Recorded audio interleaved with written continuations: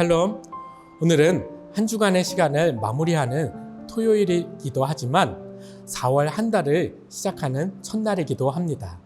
시작과 끝이 함께 있는 오늘 알파와 오메가 되시는 하나님을 바라보며 하루를 보내시길 축복합니다. 내 뜻과 생각으로 내 삶을 이끌어 왔다고 생각했지만 끝까지도 책임져 주시며 영원한 하나님 나라로 이끌어 주시는 하나님의 은혜를 기대하시길 축복합니다. 그러면 오늘의 말씀 함께 보겠습니다. 예수께서 들으시고 배를 타고 떠나사 따로 빈들에 가시니 무리가 듣고 여러 고을로부터 걸어서 따라간지라. 예수께서 나오사 큰 무리를 보시고 불쌍히 여기사 그 중에 있는 병자를 고쳐주시니라. 저녁이 되매 제자들이 나와 이르되 이곳은 빈들이요 때도 이미 저물었으니 무리를 보내어 마을에 들어가 먹을 것을 사 먹게 하소서. 예수께서 이르시되 갈 것 없다 너희가 먹을 것을 주라. 제자들이 이르되 여기 우리에게 있는 것은 떡 5개와 물고기 2마리뿐이니이다. 이르시되 그것을 내게 가져오라 하시고 무리를 명하여 잔디 위에 앉히시고 떡 5개와 물고기 2마리를 가지사 하늘을 우러러 축사하시고 떡을 떼어 제자들에게 주시매 제자들이 무리에게 주니 다 배불리 먹고 남은 조각을 12바구니에 차게 거두었으며 먹은 사람은 여자와 어린이 외에 5,000명이나 되었더라. 오늘 본문의 사건은 예수님의 기적 중에서 가장 많이 알려지고 큰 기적을 베푸신 오병이어 사건입니다. 그래서 4개의 복음서에 오병이어의 사건은 모두 기록하고 있습니다. 그만큼 중요한 사건이기 때문입니다. 그러면 오병이어 사건이 왜 중요한지 살펴보도록 하겠습니다. 수많은 사람들이 예수님의 말씀을 듣다가 식사 때를 놓쳤습니다. 예수님은 제자들에게 너희가 먹을 것을 주라 하셨지만 제자들에게는 그 많은 사람들을 먹일 음식도 없었고 돈도 없었습니다. 먹을 것을 구하러 다녔지만 한 소년이 가지고 있던 물고기 2마리와 보리떡 5개만 있었습니다. 예수님과 제자들만 먹기에도 턱없이 부족했던 이 음식을 가지고 예수님은 남자만 5,000명이었던 수많은 사람들을 배불리 먹이고도 12광주리가 넘게 거둬들이게 하셨습니다. 그곳에 모인 사람들을 열광하게 되었습니다. 이제 예수님만 따라다니면 육적인 배고픔이 해결될 줄 알았습니다.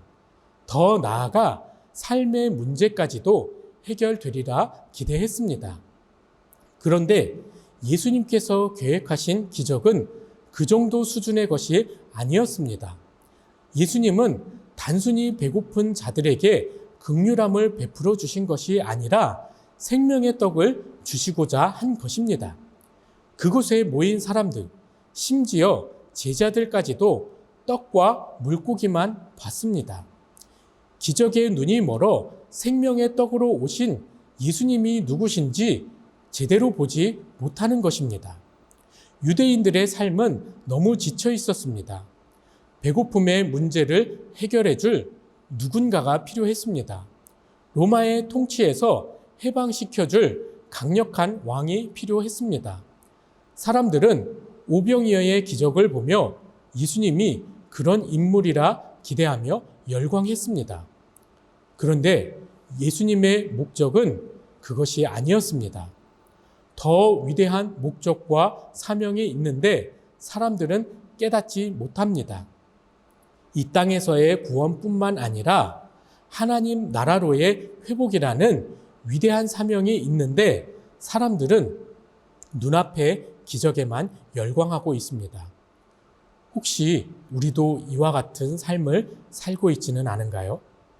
하나님께서 주시는 복만을 기대하며 떡의 문제를 해결해 달라고 주께 매달리고 있지는 않은지 우리의 기도를 돌아봐야 합니다.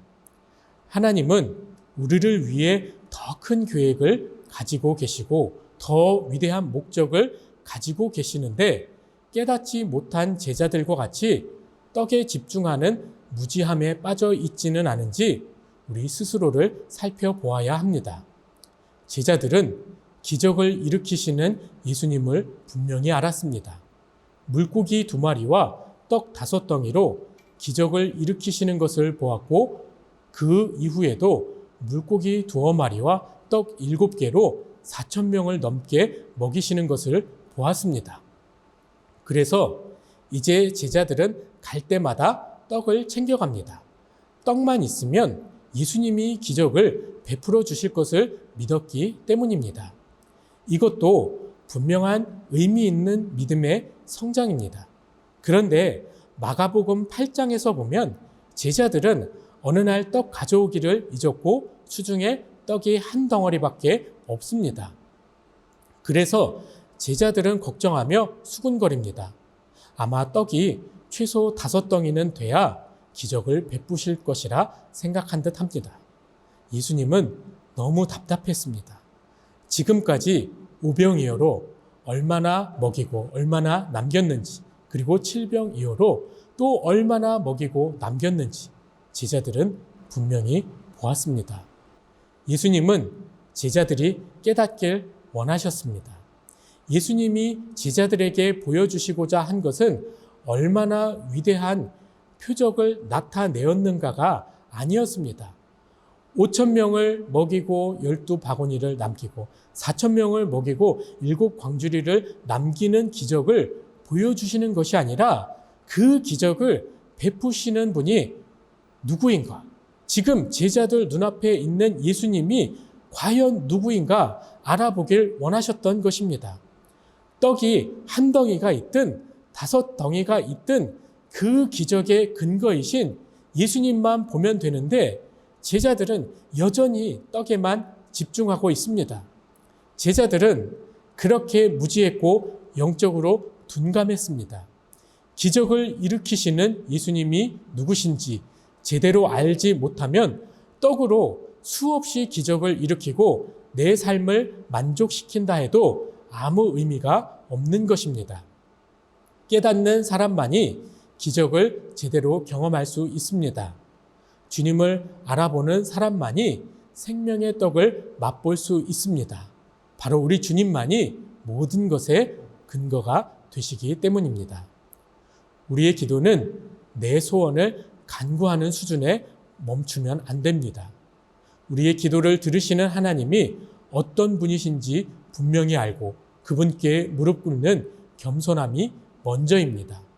주님께서 주시는 복과 기도 응답에만 기뻐하는 것이 아니라 우리 주 하나님 자체로 기뻐하고 감사하는 우리 모두가 되길 소망합니다. 예수님은 그 자체로 완전하신 분이십니다. 예수님 한 분만으로도 하나님의 영광이 충만하게 드러나기 때문입니다. 그분이 우리의 인생을 인도해 주십니다. 말씀이 육신이 되어 이 땅에 오신 예수 그리스도를 내 안에 모시는 것이 주님의 살을 먹고 피를 마시는 것입니다. 거기에 무엇을 더하거나 뺄 수도 없습니다. 오늘 이 하루도 우리의 기도가 바른 길을 가고 있는지 점검하고 세상 모든 것의 주인이 되시는 하나님을 바라보며 주님께 영광 올려드리는 복된 하루 되시길 축복합니다. 기도하겠습니다. 사랑이 많으신 하나님 아버지, 오늘도 복된 하루를 허락해 주시니 감사합니다. 하나님께서 예수 그리스도를 이 땅 가운데 보내주셔서 우리의 모든 죄를 사하여 주시고 우리에게 기적과도 같은 은혜를 베풀어 주셨습니다. 하루하루의 삶 가운데에 너무나도 놀라운 그 기적의 은혜가 우리의 삶 가운데에서 펼쳐집니다. 하나님, 우리가 우리 삶 가운데에 주어지는 그 복만을 바라보는 것이 아니라 그 복을 주시고 은혜를 베풀어 주시는 하나님을 바라보며 나아가길 간절히 원합니다. 그리고 우리 하나님과 동행하는 믿음의 하루가 되길 간절히 원합니다. 그러한 하루하루가 쌓여 우리의 평생의 삶이 되게 하여 주시고 하나님과 함께하는 영원의 삶이 될 수 있게 주께서 복을 더하여 주시옵소서. 그렇게 오늘도 그렇게 주님과 함께 걷게 하여 주시옵시고 주의 사랑을 세상 가운데에 전하는 또 전도자의 삶을 살아갈 수 있게 주님 축복하여 주시옵소서. 오늘 이 하루를 그렇게 주시니 너무나도 감사드립니다. 이 감사 또 잊지 않게 하여 주시옵시고 매일의 삶 가운데에서 감사를 고백하며 그 은혜를 또 세상 가운데에 나누는 우리 모두가 될 수 있게 주님 축복하여 주시옵소서. 이 모든 것 주님께 감사드리오며 예수님의 이름으로 기도합니다. 아멘.